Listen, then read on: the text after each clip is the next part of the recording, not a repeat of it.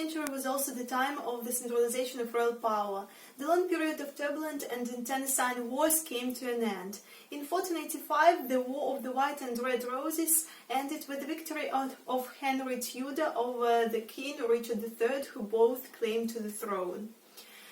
This war was a civil one between the two houses, the House of York, the White Rose, and Lancaster, the Red Rose. Henry VII came to the throne, and he tried to put down the resistance of feudals, and also he tried to unite the whole country over his power. But only his son, Henry VIII, and his granddaughter Elizabeth I completed this process of the centralization of royal power, and in the 16th century an absolute monarchy was established in England. But the rule of these monarchs was full of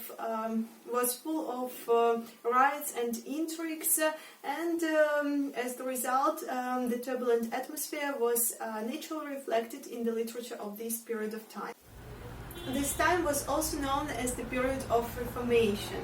At this period of time, a new faith appeared in Britain. It was Henry VIII who broke up with the Pope of Rome and who established his own church. It was called the Anglican Church or the Church of England. There were several reasons why he broke up with the Pope of Rome. Some of them were personal, some of them were political, and some of them were religious ones. But at first I would like to tell you about some political reasons. He broke up with the Pope of the Rome because on the one hand he wanted to do away with the influence of the Pope of Rome in his own country, and on the other hand he just wanted to get some more money which he needed. He could get this money from by destructing of some churches and monasteries which were Catholic, and as the result he got some money which he could give to some nobles, and as the result he acquired a lot of friends among the nobles, and a new social class appeared in Britain which was called gentry. When Henry VIII was crowned, the memories of the White and Red Roses were still alive in the country, as Henry VIII was just the second Tudor king. Henry VIII was quite handsome and athletic and gifted. He had a lot of hobbies, and he was a really diverse person. He was interested in books, in music, and even in archery and writing, and etc. Also, he built a modern British Navy, and he did a lot for the glory of his own country. The only thing is that he liked to do everything in his own way. He devoted a lot of time to the religious questions, and at first, telling the truth, he was a true Catholic. In 1521 he wrote an anti-Lutheran book, and in which he was against one of the European Protestant movement. And as the result he was awarded by the Pope of the Rome with the title the Defender of Faith. But 10 years later everything was changed. And what happened next? There was a romantic aspect in all of this. After a few weeks of the coronation, Henry VIII married to Spanish princess Catherine of Aragon. She was very nice and beautiful and a true friend to her husband, but she failed to give him any son. Of course, after 10 years in their marriage, Henry VIII needed an heir. He wanted to give an heir to England just in case to prevent some civil wars. And as the result, he met Anna Boleyn, another girl. She wasn't beautiful, but he madly fell in love with her. He asked the Pope of Rome to give him a divorce, but the Pope of Rome refused to him because it was a sin at this period of time. Henry VIII, as the result, broke up with the Pope of Rome, and he established a new faith in England, the Anglican Church, and the Reformation process happened in England. As the result, Henry VIII divorced with Catherine of Aragon, and after their marriage they had a daughter, Mary. Then he married to Anna Boleyn. She wasn't beautiful, as I've already mentioned, and there was a legend that she even had 6 fingers on one of her hands. But actually he was madly in love with her, and he lived with her for some years. She gave birth to a daughter too. Her name was Elizabeth, but Henry VIII proclaimed her illegitimate, as he did with his previous daughter, Mary. So as the result, he had 2 daughters, and he proclaimed both of them illegitimate. Do you know what happened to Anna Boleyn? Actually, he beheaded one of his wife because he was tired of her. Then he met Jane Seymour and he married her. She gave birth to a son. His name was Edward. But Jane died 12 years after giving birth to a son. Also, all in all, he had 6 wives. Then he married to Anna Cleves, then Catherine Parr and Catherine Howard.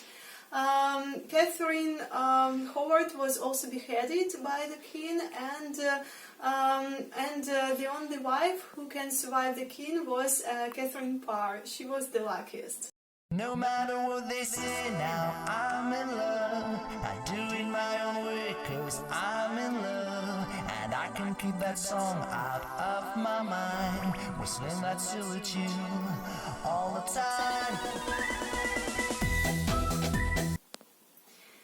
Henry VIII left 3 children, Mary by Catherine of Aragon, Elizabeth by Anna Boleyn, and Edward, the Prince of Wales, by Jane Seymour. He could never think that any of his children would rule England, and he couldn't even foresee that one of his children would become the greatest monarch. So Elizabeth, whom he never loved dearly and whom he proclaimed illegitimate, became one of the greatest monarchs England has ever known. King Henry VIII died in 1547, and then his son Edward became the king. Edward VI came to the throne when he was just 9 years old, and his uncle helped him to rule the country. His uncle was the Duke of Somerset and the Duke of Northumberland. But the boy had never been in a good health, and after that he died, just surviving the measles, and then he died of the smallpox. After Edward's death, next to the throne was Mary. Mary became the Queen of England, but she was really unwise in her policy, in her beliefs, and in her private life. Her first mistake was that she got married to the King of Spain. His name was Philip. And it was the mistake because people didn't want it, because they didn't want the foreigner to rule their own country. Her next mistake was that she wanted to convert the country and to return it back into the Catholicism. And as a result, she met a really huge resistance from other people, especially Protestants, and she started to execute them, and a lot of chief Protestants were put in prison. At this period of time, France was in war with Spain, and the Spanish King Philip asked his wife for help. Of course, Mary couldn't refuse his husband, and she involved the whole country into the war. As the result, the British people defeated, and it caused a lot of losses for the life of the British. And as a result, she was called the Bloody Mary, because a lot of people died during her reign, and it was terrible for England. So Elizabeth became the Queen of England. Though she was born on the 7th of September 1533, no one had any idea that she would become the Queen of England only 25 years later. So she came to the throne when she was 25, and it was a prosperity for her country. This period is also called the Golden Age because at this period of time she developed the theatrical art, just simple art, and the literature. What else? She was really wise in her ruling. She was really tolerant towards both faiths, towards Protestantism and Catholicism, and also she stopped all the rebellions that were in Ireland. And her period is also called the Golden Age. When she was 3 years old, her mom was beheaded, and when she was 8 years old, she saw how her father beheaded one of his wives. Then she proclaimed, "I will never marry." She stayed virgin during the whole of her life.